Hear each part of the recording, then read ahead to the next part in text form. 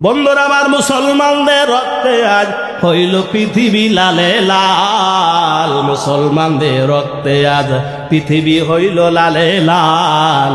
ঘুম দিয়া কাটাইবি কতকাল, এক টুকরা গোশের লাগা কান্দে গরিব পোলাপান। বড় গরু জবাই করে বিয়াই বাড়ি পাঠাওরা, ঠিক না? এক টুকরা গোশের লাগা কান্দে গরিব পোলাপান। বড় গরু জবাই করা পাঠাও বিয়াই বাড়ি বড় রান। সেই গোস্ত ফ্রিজিক রাখা খাই বছর ধরিয়া, পাপে যাবে বোঝাই হইয়া। তাজা গাছে মরা ডাল ঘুম দিয়া কাটাইবি রে কতকাল।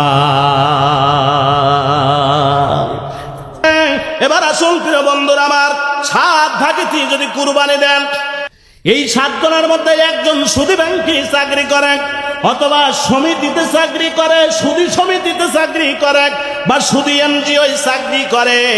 এইজন সে রেগুলার নিয়মিত ডিউটি করে, ডিউটিতে ফাঁকি দেয় না, তাহলে চাকরিটা বৈধ।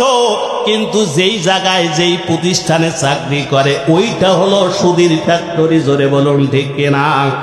ওই সুদীর ব্যাংকে, সুদী এনজিও, সুদী সমিতিতে চাকরি করেন, ওখান থেকে টাকা নিয়া বা ঈদ বোনাস নিয়া ওই টাকা দিয়া যদি আপনাদের 6 জনের সাথে সে আর এক ভাগ নিল, হলো কয় ভাগ?